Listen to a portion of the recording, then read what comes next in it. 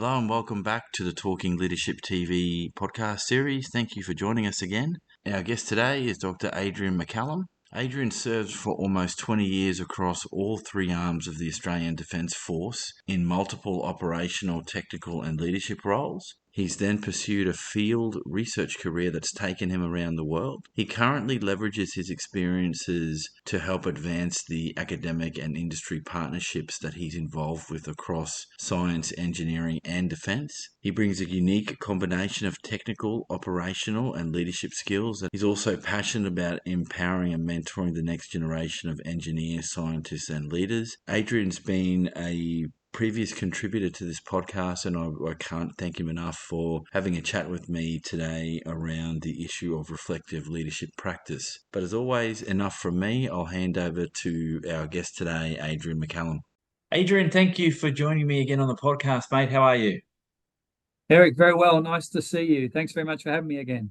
Mate, it's good that you've come back to have a chat with me, and we talked offline late last year and early this year around a particular topic to have a chat about. And for me, moving the podcast into some new key areas of discussion that have come out from the conversations I've had in the lead up to this. One of them is, what does it mean to be a reflective leader practitioner? And that to me has multiple compartments. And for the purposes of this discussion and this podcast, my reaching out to you was that you have a keen interest in reflective practice, and I might get you to explain why that is in a second. But to start with, in broad terms, how do you define for yourself what reflective practice is? And then can you make that link in your mind to how you think that incorporates itself with leaders, or at least the leaders that you've met?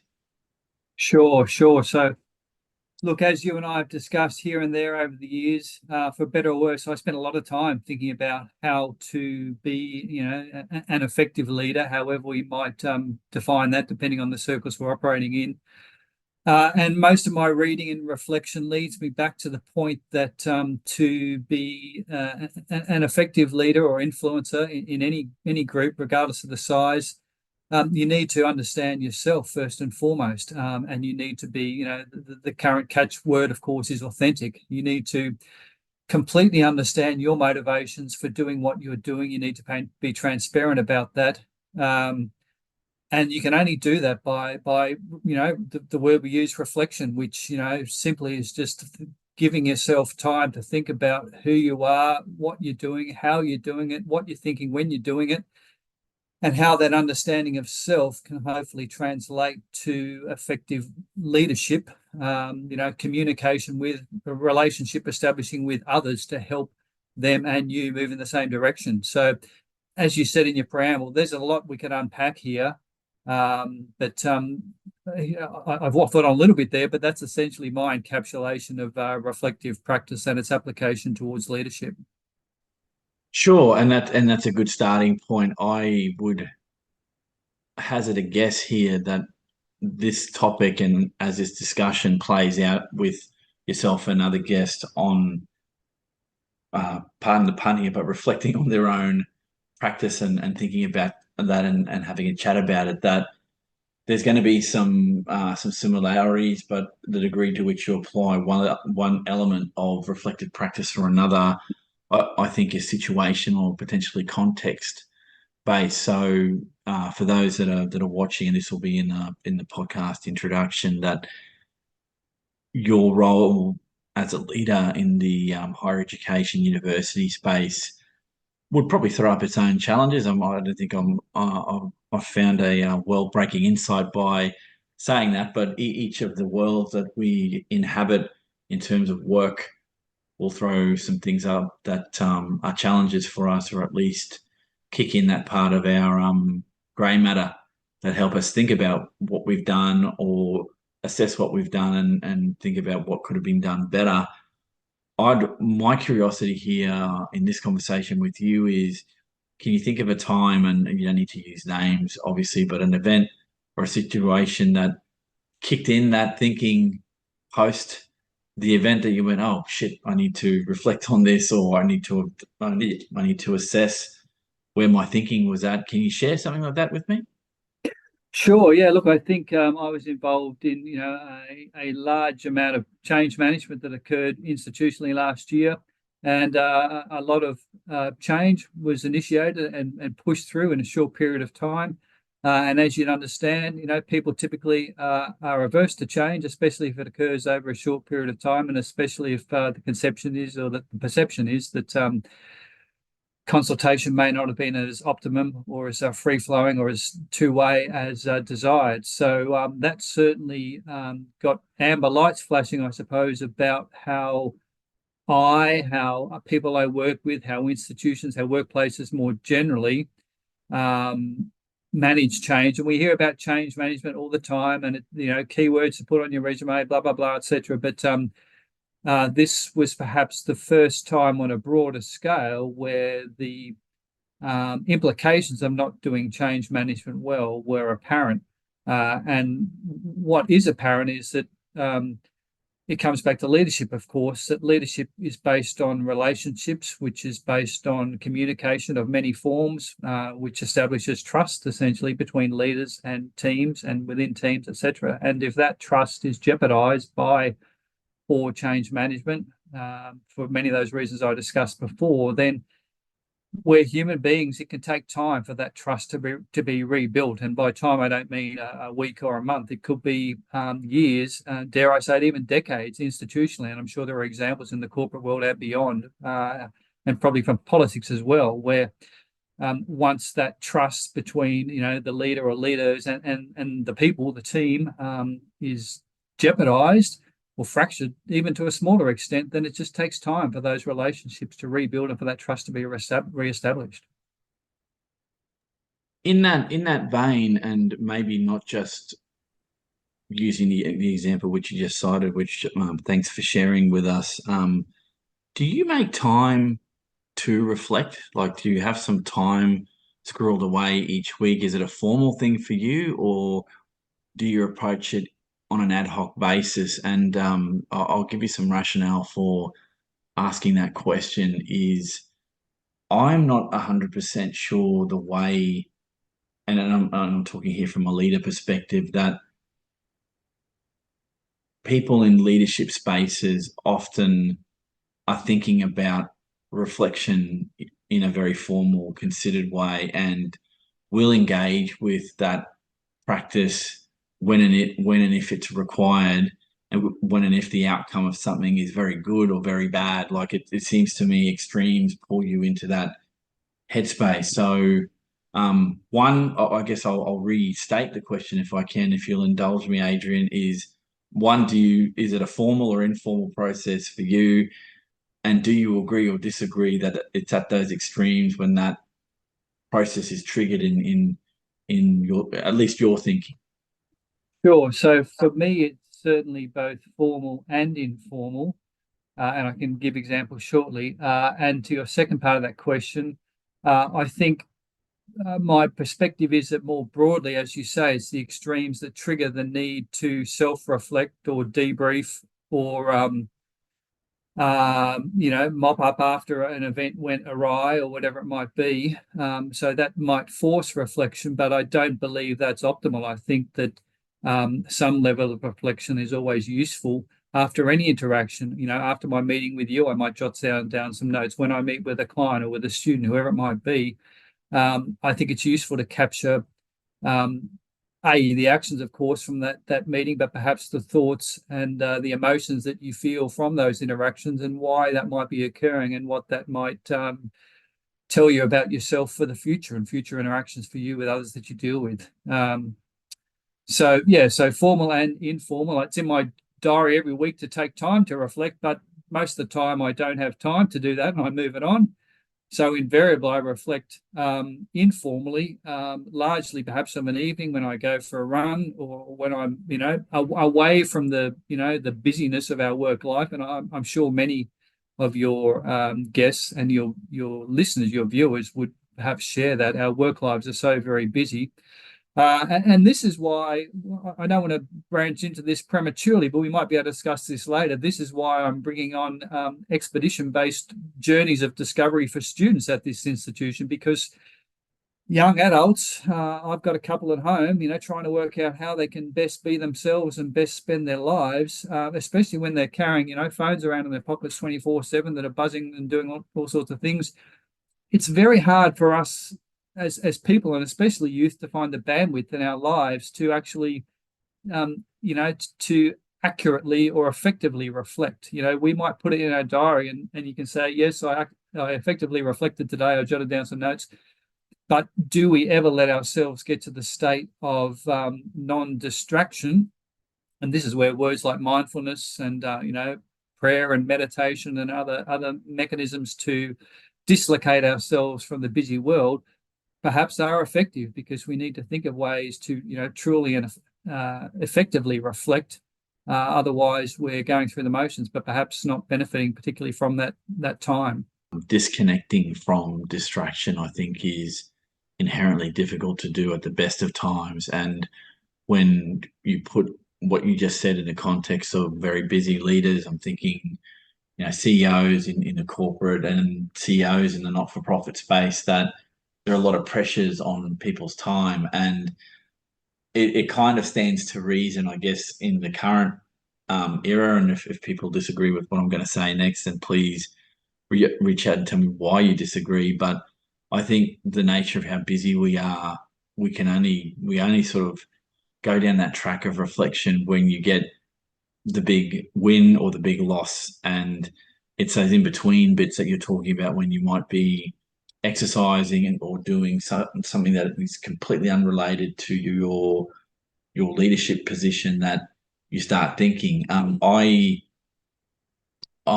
myself, I use friends and trusted confidants to talk about what issues I've got and reflect with them and say, look, I need to tell you about some things and how that made me feel. May not use the words in that way, but I sort of get a chance to put a brain dump out there and say, I think this is where this was coming from, and the outcome could have been different if X, Y, Z. And I tend to use others as a sounding board to help with my own reflection, because I keep thinking that, and this is a personal view, and I have no literature to back me here, and this conversation is not about a research perspective on this, but for me, solo reflection, there's an inherent bias there, and at times you're not going to be able to pick that out. And when you're talking to, let's say, a brother or sister or a close friend, they're going to be that sounding board. And if you're, pardon the expression, talking shit, they will call you out on the BS very quickly and Yeah. get you to reassess where you're coming from and maybe ask some questions that you may not have. And that's easy for me to say in some context where maybe your social circles aren't that big.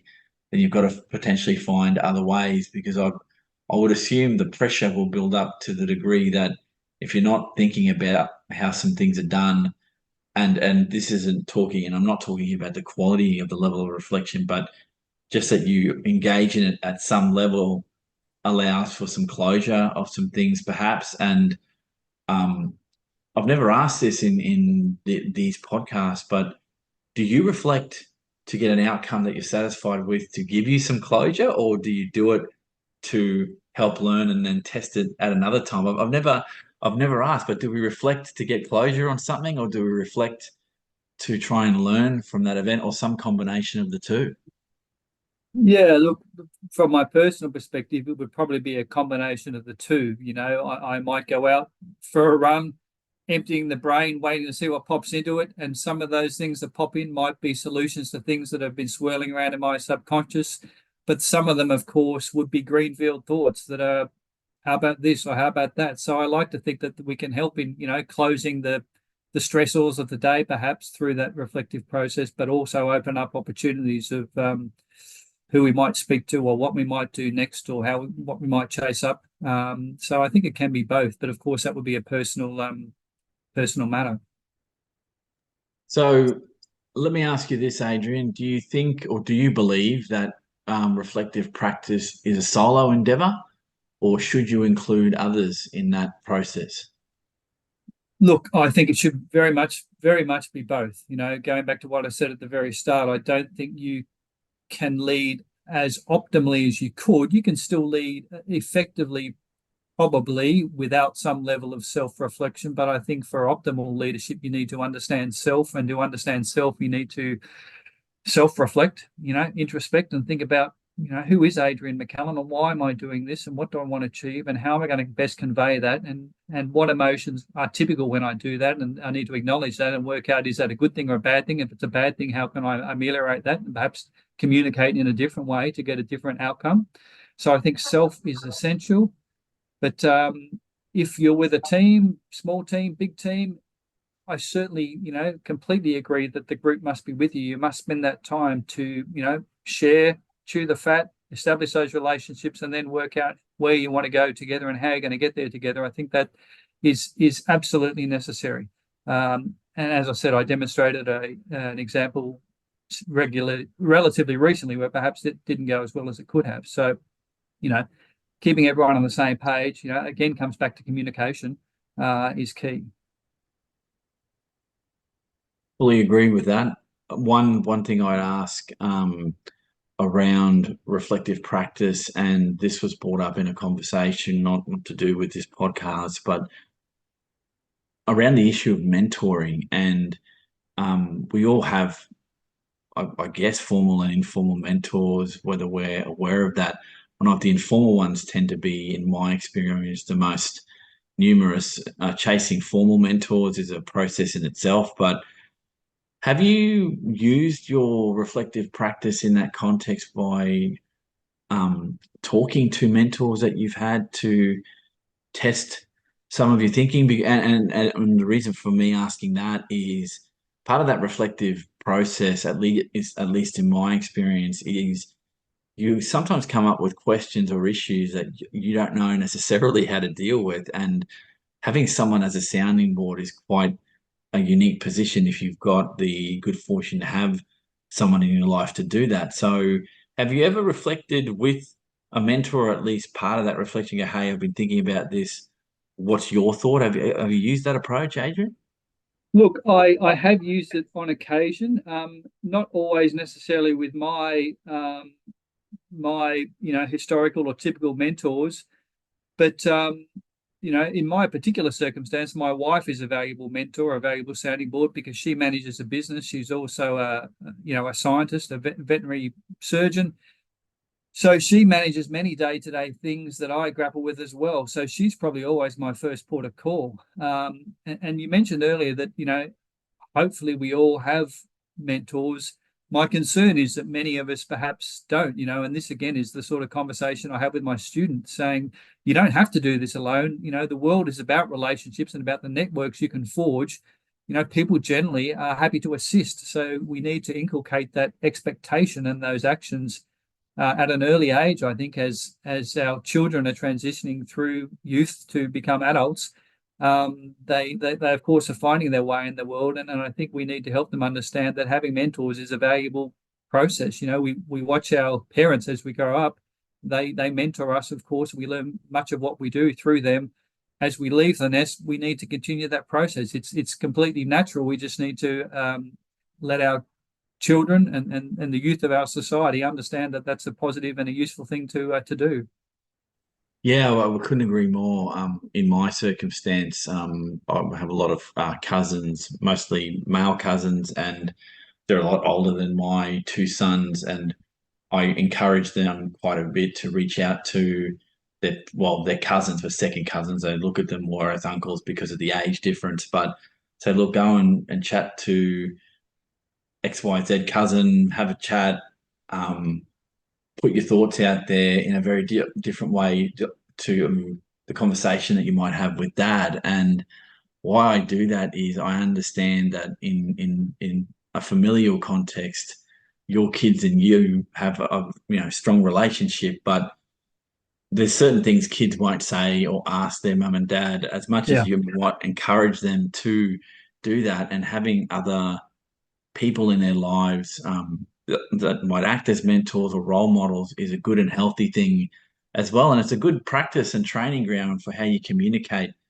in the world when you get to the world of work, because there are some good people in every organization that are prepared to be mentors or sit down and have a chin wag about something. Some won't, and that's fine. There's no judgment there, but you have to be prepared to at least ask the question. And that comes to those things that you mentioned earlier in this chat around being able to communicate, being able to hold a conversation, and essentially bridging that gap to ask for help or advice means you've got to take a risk, Yeah. and that's I think part of that process. And I think in some ways that links to reflection, because you can always learn from other people, as in, this is my view of things. And if we subscribe to the theory of being a lifelong learner, then I would suggest what you've been talking about, and being a reflective practitioner in whatever field you are, particularly in the leadership space,